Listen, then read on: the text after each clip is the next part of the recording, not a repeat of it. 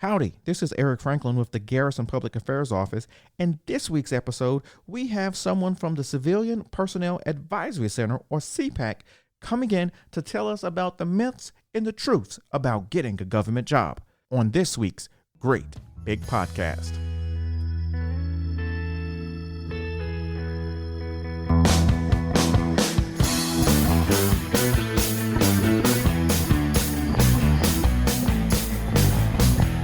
All right, welcome back. I am Samantha Harms with the Garrison Public Affairs Office.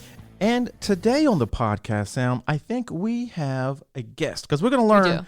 We're going to learn about the secrets of getting a federal job. Ooh, some of them. It may not, we're not going to give away all the sauce, but you're going to learn a little bit. Just a little. Just a little bit. So today in the studio, we have someone from the CPAC office.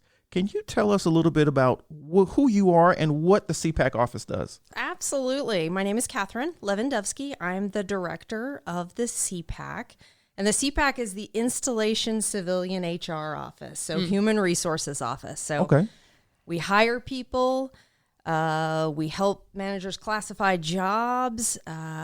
We also help with hiring and firing and all that kind of stuff. All the fun things. Now, what does CPAC stand for? Because I keep getting it wrong. That's true. Absolutely. CPAC actually stands for Civilian Personnel Advisory Center. I think I should know this by You now. would think, considering that's how you got hired, was CPAC. CPAC. You know, Long formal name, but Installation HR Office for Civilians. Okay. That's all you got to remember. And so just off top, tell us a little bit about what you guys do over there in your office. So mostly we're here to advise and assist management officials, supervisors. We help them decide on grades and titles for jobs they're going to fill. Okay. We help them announce them on USA Jobs.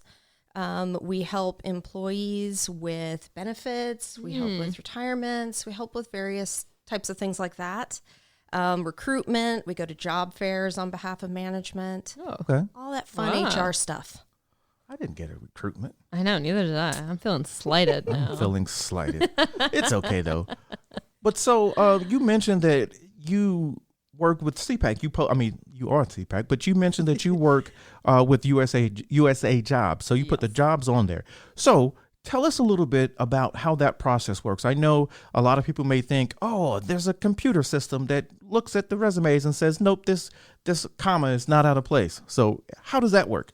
Yeah, that's an excellent question because it's a huge common misconception that there is some computer system that is reviewing resumes that people submit and reviewing their occupational questionnaires that they fill out and deciding whether they get on the list of names that goes to management. Yeah. That is absolutely false. That is not happening. Okay. So there is a real person sitting in the CPAC office that is reviewing every single resume, every single application for all of the jobs that we advertise on USA Jobs, and they're reviewing them and they're looking for all of the qualifications that were required for that particular position.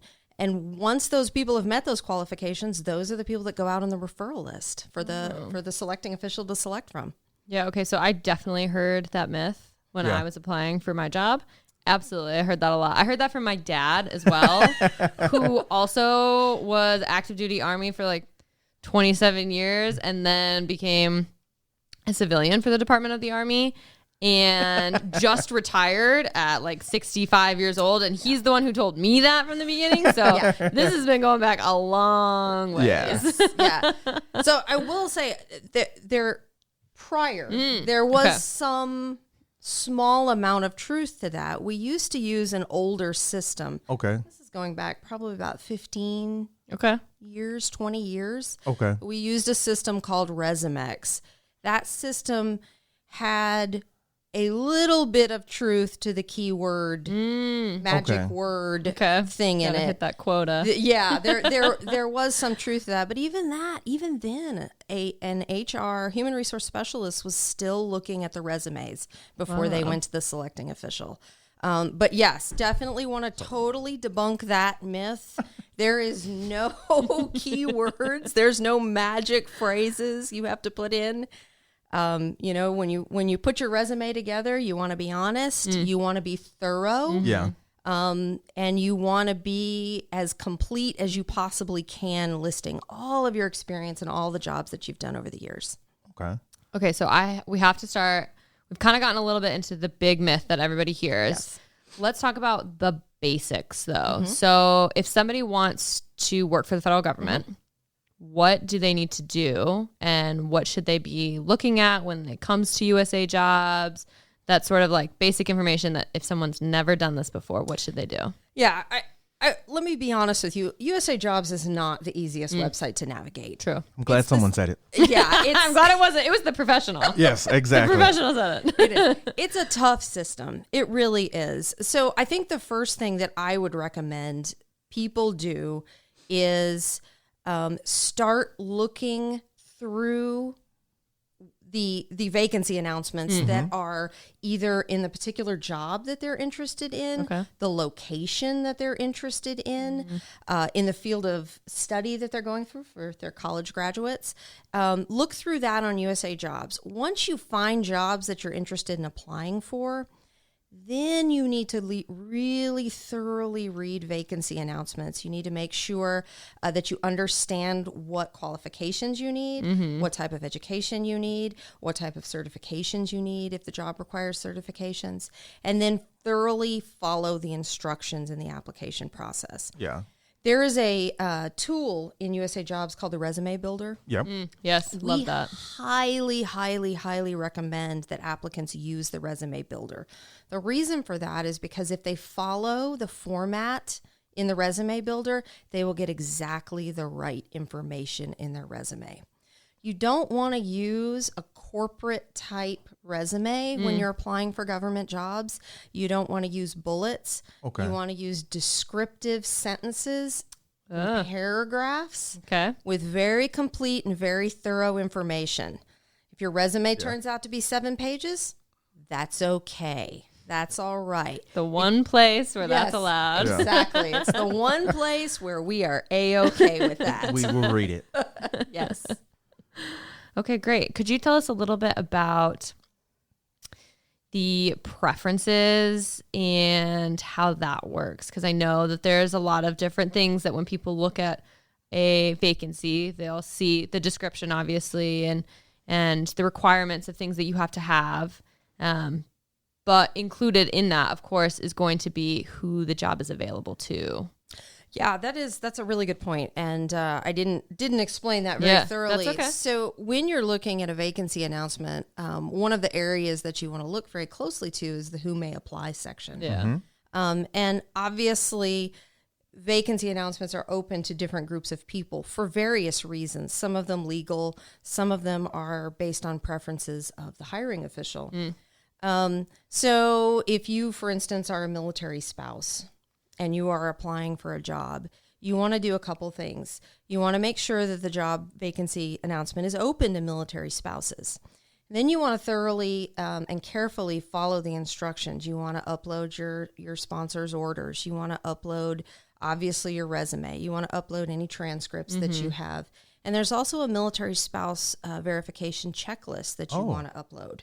Yeah, and that can be accessed via USA Job. There's actually a link for it. Okay. You fill that out.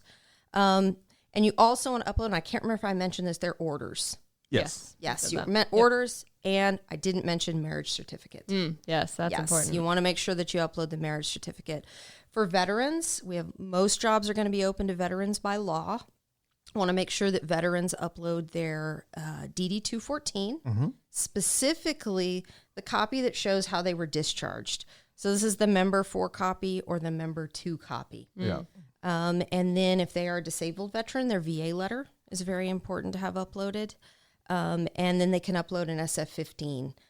If they don't do that, that's a form that discusses their veteran's preference. Yep. Not fatal if you don't upload that. We'll ask for it later. Yep. We have some jobs that are open to handicapped persons or persons with some type of recognized disability. Okay. There's certain forms that they would need to upload at that point, and that's discussed under the job. Same with reinstatement eligible, so former federal employees, they would need to upload a copy of a SF-50 showing that they're eligible as former federal employees. Jobs are open. Yeah. I know this is confusing. We got a lot happening here. It's a lot happening. Jobs are open to a lot of different people for a lot of different reasons. And it's just really important to make sure that you fit into one of the categories that on the job that you're interested in applying for. So you mentioned spouses first. So tell us a little bit about how that works. So what do you guys have for spouses? If I'm from Fort Riley and I'm getting ready to PCS here, what are some of the, or I've already PCSed here, what are some of the things that you guys can help those spouses with? Absolutely. So there used to be a program, and it actually went away in 2018. We used to have a registration program for military spouses. Oh, wow. And that gave us one-on-one direct access with military spouses where we could talk about USA jobs, we could review their resumes, and we could actually, quote unquote, register them as military spouses on Fort Hood. Unfortunately, that went away. And so in our opinion, we've identified a knowledge gap really with military spouses and how to apply. And so we've developed a class here at the CPAC that we've called Federal Employment 101 for the military spouse. Okay. That talks about how to apply. We talk about the military spouse preference. We talk about the advantages of federal employment to the military spouse. We navigate USA jobs with them. We take them step by step through a fake application process. Okay. And then we also talk about resume facts and myths. We generally have Army Community Service, ACS, in the class with us, and they distribute material at the end as well to talk about their services for resume building, things like that. Nice. Yeah, so that's what we're doing. That's we're awesome. hoping it's going to make a big difference. That's really cool. And when do you have the next class, or the next CPAC 101 class? Absolutely. So we've got 2 upcoming classes. We have a class 23 May in the afternoon from 1 to 2:30. And then we have a class on 20 June from 5:30 to 7 p.m. in the evening. Okay. And if people want to attend this class, what do they need to do? Absolutely. So they are going to contact me, and they can do that via phone or email. Okay. So my phone is 254-288-2004. Or my email address, and I'm going to spell my name, so this is a tough one. We can put your email in the show Cool. notes for everybody so that they don't have to worry about that. Okay, good, That's good, difficult. We don't want, if people are driving, that's too complicated. No, we They're don't gonna want want they're gonna want to get a job, and they'll be like, I gotta get this email. Right. We don't know accidents. Yeah. We don't caused want on to our be house. screeching to the side of the road. Yes. So we'll put that in the show notes for Great. sure. But could you say your phone number one more time? Absolutely. 254-288-2004. Perfect. Okay, so you mentioned in that you guys go over some facts and some myths. Do you want to tell us maybe one or two that you share with them? Well, I Or think, you want to keep it close hold? No. Oh, okay. I think we divulged the biggest myth. Right. And Yeah. that's that key word myth that everybody truly thinks is out there. That is just the biggest one. I am truly shocked how many people still believe that. Yeah. And Me. That was me until just now. And how often we get told that. So that's the biggest myth we go over. We do go over some others. And then the biggest resume fact, I already divulged too. Okay. Use the resume builder in USA Jobs. I love that. That will walk you through step by step what's got to go on your resume. That's great. Biggest tips. So when I did my resume, Oh, boy. it took me. Sam, she will vouch for it. It took me probably 6 days to do it because I read the announcement, I printed out the announcement, I went through, I highlighted all the key words, and I'm like, okay, I need this, and then I was like, okay, well, I got to have this education. Do I have it? Yes. Like I literally line by line, I did it, and it seems like when people look at it, they say, oh, it takes too long. Yeah, it did. It took me 6 hours. It's 6 days, and probably spending 6 hours a day on it. But I was over prepared for it, trying to over prepare. But I think it paid off for me because I'm here. So and yeah. That's so very true. I think it's if you pay attention, you use the resume builder, you reach out for help if you need it. It's like you got it, you have it. But I think paying attention to what's asked in the resume and the job description was key to me getting it. Absolutely. Yeah. Attention to detail is really, really important. Yeah. Yeah. Okay, so continuing on with some of the attention to detail things, the important things. There are tons of different types of jobs, as we've already discussed. There are so many jobs that you can work with for the federal government from all over the place. And with that, there's going to be all different types of jobs that are the job status. Do you want to talk to us a little bit about that? Because I did not know what this was until I got my job, because I started as a term employee. Oh, okay. Yes, which I did not know was a thing. And so I'm no longer a term employee. Okay. I took a different position, but yeah, do you want to talk to us a little bit about what that is for people? I know it's getting kind of in the weeds for like basics, but just to be on the lookout in case people are applying, you know? It's a good point. So there are different types of appointments, is what we call them, under the federal government. There are jobs that are listed for temporary, which is a certain period of time. It's usually less than 2 years. And these are jobs that will get you some experience, but they don't confer any benefits. You don't get health insurance. You don't get life insurance, that type of thing. And they don't give you any quote unquote status. And the term status sort of means they don't help you get another federal job. You're not actually considered a legitimate, I hate using that term. You're not actually considered a real federal employee because you have no career or career conditional status. Okay.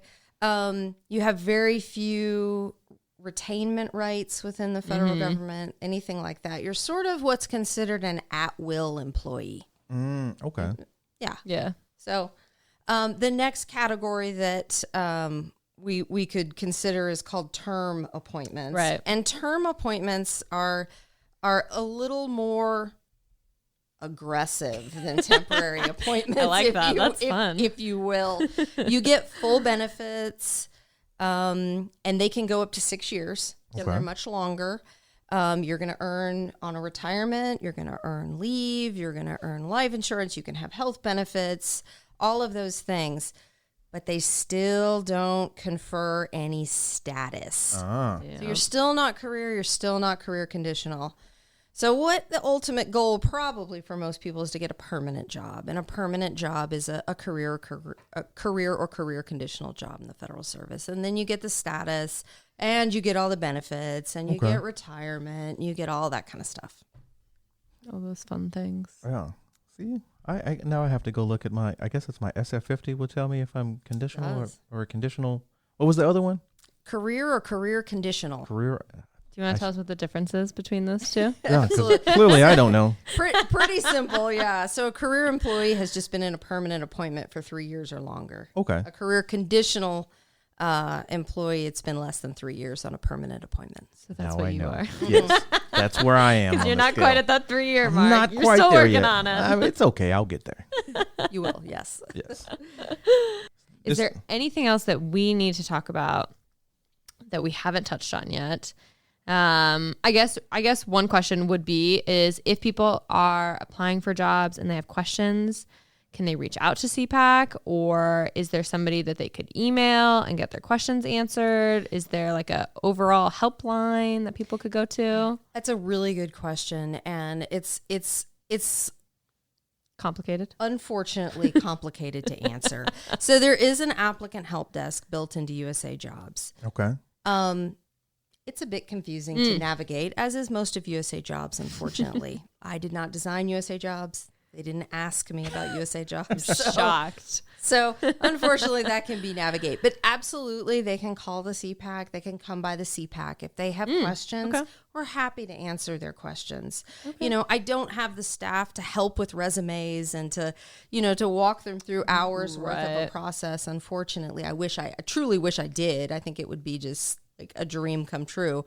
But absolutely, they're having trouble. They need questions answered. We're more than happy to do that. Absolutely. Great. Okay, perfect. Absolutely. So I would love military spouses to sign up for these classes if they're interested. If they've We would love to attract as many military spouses as possible into the federal workforce. It's a really good complement to moving around with your spouse, as so many military spouses do. The jobs are portable. The benefits are portable. You know, if you're going to another military base, likely the job that you currently hold is going to be at the new military base. You get a lot of flexibility from it, and I think we really want to tap into that resource. That's great. Is there a seat, like maximum people that you can take per class? Or so if someone is listening to this in real time, they say, oh, I want to sign up, but the event is tomorrow for some reason, can they still email and sign up or call? Okay. Absolutely. I would like them to. We're trying to limit to 15 people per class, so that we can really have a good discussion. People feel comfortable asking questions, and we can facilitate dialogue. So we're limiting it to 15, but you know, if something comes up and 17 people are on the list, we'll be happy to accommodate that as well. Plus, it kind of gives us, we're hoping to do more of these. I was just going to ask This will be our that. third. Yeah, This will be our third. These two will be our second and third class. And we'd love to make this a regular thing. We just need to know that the demand is out there. Right. Okay, awesome. Well, I think that's all we have. Is there anything else that you want to talk about? I don't think so. All right. Well, we want to say thank you so much for coming on the podcast with us today. I know I learned a lot. I did too. Clearly. You need that to happens learn some a lot. more things about your job. Yes, I did. Excellent. Thank you guys. It was really a lot of fun. Thanks. Good, Appreciate it. Thank you.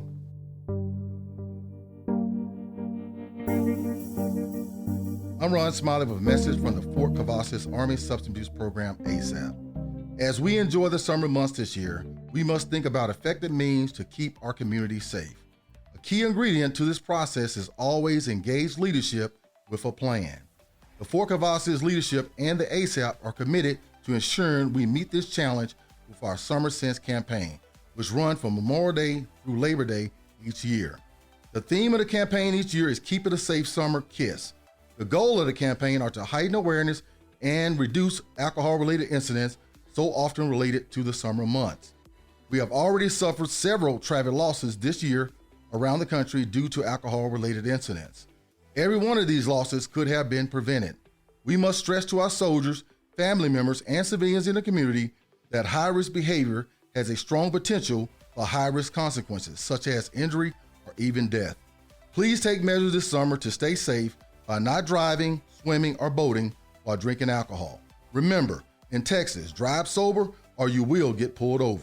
For information on events related to this campaign, please call 287-7575 or look us up on our Facebook page. Thank you. Sam, you know, I've been in over 50 podcasts now, and I can tell you that all of them I have learned something. But this one, I have learned more, I think, than what I ever bargained for. Well, I would say that that's probably a good thing that Yes. you've learned something every week, but definitely especially good that you learned something this week. About my considering- job. Yeah, it's about your own job. Yeah. That seems important to know. Yeah, some of it I should have already known, Yes. but better late than never. That's yeah, I guess that is true. I can plan the rest of my career. That's good. That is definitely good. Speaking of planning the rest of your career, what do you got going on this weekend? Anything exciting? I do not actually I do. I have a traveling soldier. If you're listening in real time, I have a traveling soldier that I have to go do. Still have not figured out where I'm going to go. I will figure it out probably tomorrow evening. So I have a couple of places. Nice. Speaking of that, if you have any places that you would like to see on Traveling Soldier, Ooh, I love that. please let us know. That's a great idea. Well, if you are not going someplace and you want something to do here, if you are listening in real time on Saturday, which is May 20th, the Fort Cavazos Family Morale, Welfare, and Recreation is hosting a Strongest competition. Oh. Very exciting. There are going to be, max log press, deadlifts for reps, sandbag toss, and a sprint, drag, yoke, and farmers, and a mystery event. Ooh. I went to one maybe 2 years ago here on Fort Hood. Let me take that back. I was at one. I did not participate I was in going to ask that question, so I'm glad you clarified. Yes, and they were pulling a truck. Yes, I went to that actually. Exactly. And yes, it was amazing. Yes. It was one of the soldiers that were there. I was just like, nah, I'm good. Yeah. Not They're even bored. incredible. Yeah, they are super strong. Yes, it is very impressive. So if you want to participate, you still can. Weigh-in is going to be from 7 to 7:45 a.m. But if you just want to go and watch and support, definitely do that. And for people who don't want to do that, but still looking for something to do on Saturday, the Casey Memorial Library and FMWR is going to be hosting a walk through a story and rock painting event, which will be from 1 to 3. So realistically, you could go to both of these things. Yeah. Thing in the morning, thing in the afternoon. But this with the library is you're essentially going to be walking through a story, going from station to station, reading about the story. And you're going to have some obstacles that you have to get through based off of what's happening in the story. And after all of that, you'll get a chance to pick out a fun rock and paint it. Oh, that's pretty cool. Yeah. Actually, I was just talking with my girlfriend and her mom the other day about over lunch. Over lunch, yes, about how when she was growing up, when my girlfriend was growing up, they would find colorful rocks like out and about in like the park and stuff. And so you were supposed to, I guess this was like a trend. Yes. You find the rock and you're supposed to replace it with your own painted rock. Yes. So it seems as though we're bringing that back here. Yeah. We're starting it up. So when we would deploy, like later deployments, we would find rocks. That was a thing. There were different spots, and you would have to take, like, you'd find rocks from like Maine, and it was big enough to where there was rocks from like Macedonia, like all the different coalition forces that were in Iraq. They would bring their rocks, and it was like, oh man, I'm gonna take this rock. That's and so then fun. It ends up in the States somewhere. It was so cool. So, yeah, I never did that. I did not know that was a thing, but I guess it was a bigger thing than I knew. So yeah, I guess we're bringing it back here. So go to the event because you get to pick out a rock and paint it for free. It's all free and open to everybody. All ages, and then let's start doing that here. Yeah, I love that. I think there is a rock garden somewhere. You know who would know? Our friends over in DPW. We're talking about the Bacon Ninja here. The Bacon Ninja. She would know. Christine would know. I will ask her when we get done with this. Ooh, I bet you could take it to the butterfly, the bee, bat, butterfly garden. I think I'm missing one of the things. Birds? I don't know. Maybe birds? I don't know. I think there's another bee I'm missing. It might be. But you could take it to that garden. I think you know what? We will find out, and we will speak on it. Yeah, I love that. So yeah, I think that's really what we got going on here. Yeah. And also make sure that you get with your if you're here Central Texas, make sure you get out in the community because there's several events that are going on across Central Texas this weekend if you're listening in real time. So make sure you get out and you mingle and you tell your story and tell the Army story and tell Fort Cavazos' story as well. Absolutely. And also, like, just, it's supposed to be nice weather this weekend. Yes. And not rainy for once. Yes. Which will be really nice. Yeah, it's like I cut my grass last week and now I got to cut it again. And I have been meaning to cut my grass, but it keeps raining. Yeah. And so every time I'm like, oh, I could cut it today. Oh, I ran out of time. I'll just do it tomorrow. Rain. Yeah. As soon as you say rain. As soon as I'm like, oh, tomorrow, it's like rain. Just kidding. There you go. All right. Well, I think that's all that I have because this week it seems like it's a lot slower around here lately. This week the week has gone by really fast. Yeah. But the momentum that we've had for the past 2 months, 3 months has kind of slowed down, and I don't think it's going to stay that way for long though. So we'll see what goes on. Enjoy it while it lasts. Yeah. We have the summer coming up, and then we have a lot. Memorial Day is going to be here so soon. Yes. And the beach at Blora, the Belton Lake Outdoor Recreation Area is going to be opening up soon. Yes. And there's going to be a bash for that. Oh, my goodness. There's so much. We got so much happening. So just know, wherever you see fun things happening, we'll be there. we'll be there. All right. I think that's all we've got for this week. Yep. So thank you to everyone for tuning in and continuing to listen. And you're going to hear this again in 5 seconds, but make sure you like and subscribe and give us 5 stars. Heck yeah. And email us. Thanks, Ooh, guys. Yeah, email us. Bye. Bye.